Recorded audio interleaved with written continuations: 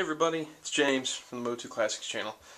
Making another attempt at this Hot Toys collection video. I posted one early this morning, and it was way shaky. So I've put the little camera on this gimbal thing to hopefully cut down on the shake. So if you caught that this morning when it was up for a few minutes, bear with me because it's going to be a lot of repeating here. Keaton may come down too, so we'll see. For those who have seen our Mo2 Classics collection video, this room will probably look familiar.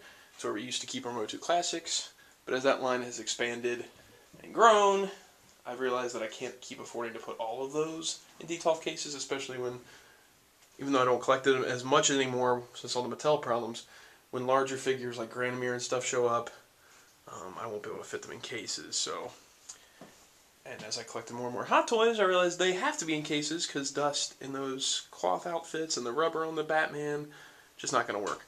Eventually, we'll check out the Mo2 Classics collection again, because that's just been moved onto regular shelving in another room, and it does look really sharp the way it is all set up. So we'll do an update video on that eventually, but for now, you're here for the Hot Toys, so let's take a look. Some of these figures are not Hot Toys, but I've tweaked them, or they're 1/6 scale, or whatever, so they're in the room. This case is kind of like my childhood favorite type stuff. We have the Go Hero Shadow. This has been put on a Hot Toys body because the body it comes with is kind of rough, but I really enjoy this figure on the Hot Toys body. Then we've got a Sideshow Snake Eyes, which has also been put on a Hot Toys body and kind of stripped down of some of the gear. Wasn't that impressed with the the Sideshow Snake Eyes when I first saw it, but a guy on the Sideshow Freaks board did this kind of custom job on him and then was selling him, so I picked him up, and I really think he's pretty awesome looking like that. We've got Metacom Rocketeer with an Evil Face custom Hot Toys stand. There's the Sideshow Freaks forum member Evil Face that makes custom labels for Hot Toys stands. Anything you contact him about, he's like a genius, and he's able to make these fantastic labels to turn ordinary stands into dedicated stands. Hot Toys DX Indiana Jones, which was a figure that I wasn't that impressed with in pictures, but I really kind of dig it in person. You're going to have to bear with me too as I shut these doors because I was trying to cut down on reflections. Alright, our latest Hot Toys acquisition is the Hot Toys Iron Man Mark 1 2.0. I don't have the original version, so this was a blessing that they re-released this. Again, Evil Face stand, since he doesn't come with a basic stand. I really like the basic stands. I got Evil Face to make me a Mark 1 stand. Then we've got Mark II Armor Unleashed version. I do have an original Mark II. You'll see what I've done, what's going on with that figure in a minute here, and why it's not a Mark II anymore. But I did put the Tony head in here, and it does fit on this body pretty well. So I can either choose to have Rhodey in there, or I can have Tony in there. Then we've got Mark III Battle Damaged. I don't have an original Mark III, and I really hope that Hot Toys eventually goes back and does it better in Mark III. Mech Test Tony Stark. Next case, we got the Mark IV. And then we've got the Mark V.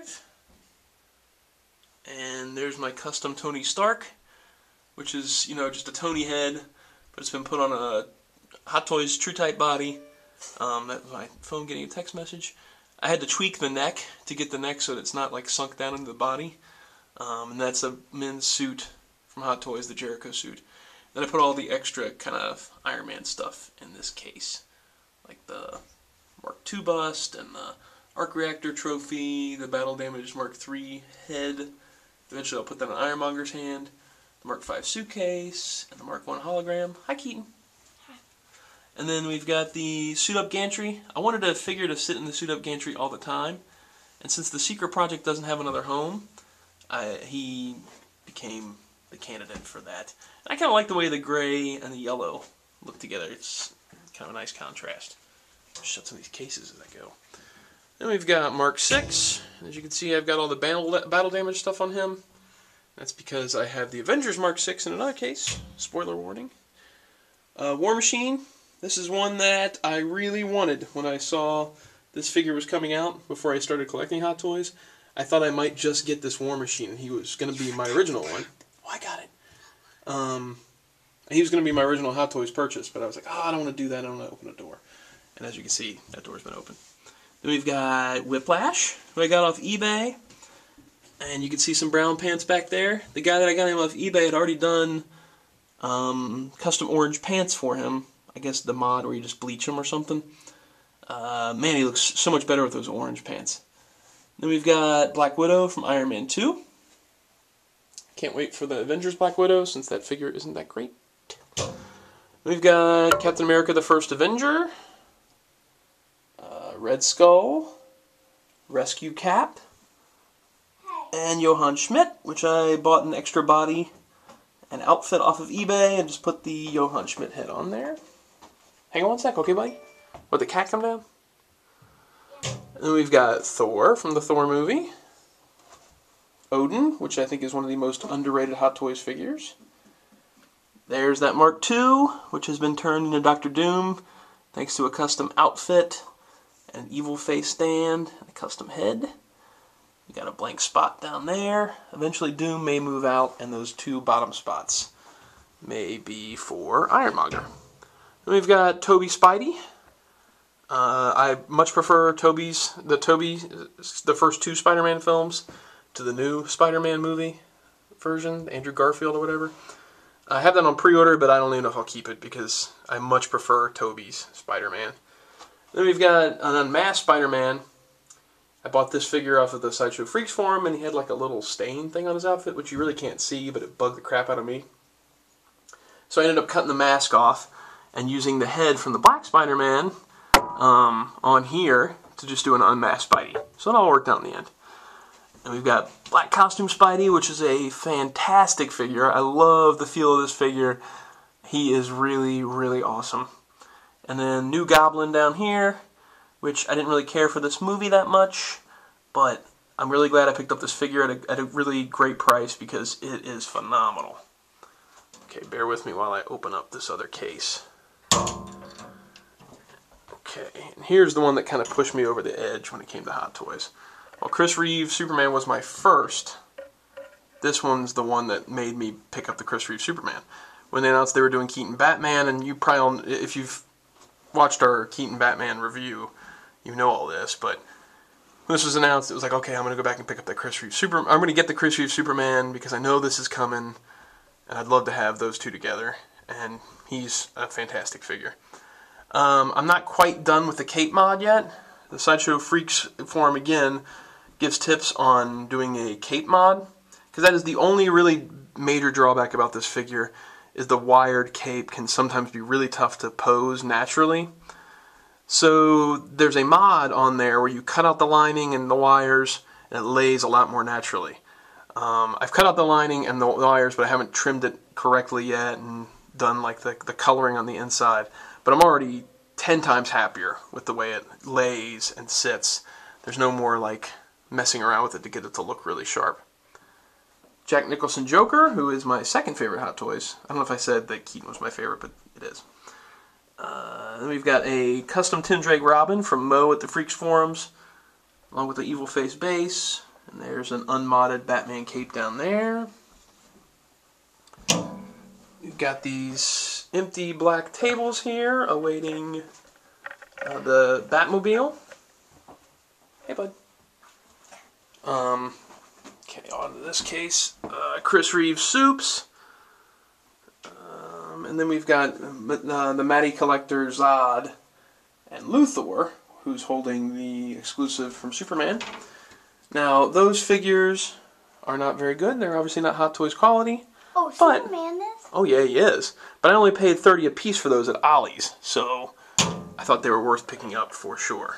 Watch out there, bud. That's very good. That's very cool. Then we've got Hellboy, who was a gift from a very nice friend of mine. I really didn't think I would be able to have this figure because he was so pricey, and as much as I loved Hellboy, I couldn't justify spending that much on him, and he very kindly gave him to me as a gift. You have to back up just a little bit, bud. And then we've got Blade, who is an early Marvel Hot Toys figure that still stands the test of time. He's just as good as some of the current releases. He's really well done. And then we've got a customized Art Saves Punisher that I got from the Freaks forums. There's. And then we've got Ghost Rider. Yeah. And it was really, he's awesome. It was really tough to get this bike into a D12 case. I ended up having to pose it on this acrylic stand and have it pop in a wheelie to get it to fit. Next up is X-Men Origins Wolverine. X-Men Orange Wolverine. That's right. And then we've got Custom Gambit I'm working on. Dazzler. Dazzler's a girl, you goof. And then a little explaining to do on this Wolverine. I bought an extra body because I got these fantastic bone claw. Oh, hang on, buddy. These fantastic bone claw hands from Robbie the Painter at the Sideshow Freaks forum. And I wanted to do just like a white shirt Logan with the bone claws. So I bought this body, and then I got this head off eBay, one of the generic heads. I thought, oh, well, it looks really good on the pictures. But as you can see in this video, I think, you can tell that the skin tone's like way dark. So I'm going to have to send that head over to a buddy of mine to have it repainted. Then we got the beginnings of a World War II Logan custom. I got this from the same guy that I got that Art Saves Punisher from. And I've sent off the head and the hands to get them painted up to do a World War II Logan. We got Nick Fury with a magic cube. With the magic cube, yeah, the Tesseract. This is the coolest Hot Toys accessory. I love this thing. Actually, it's just this is the coolest so Hot awesome. Toy. Oh, you think he's the coolest? I'm just saying accessory. I'll close this one. Then we've got the Avengers version of the Iron Man Mark VI, which, as you can see, is all clean and not beat up. And that is it for now. There's a bunch of empty spots for the Avengers. I'll close the list. And things like that. We just ordered the Hot Toys DX Luke yesterday. Show them this picture also.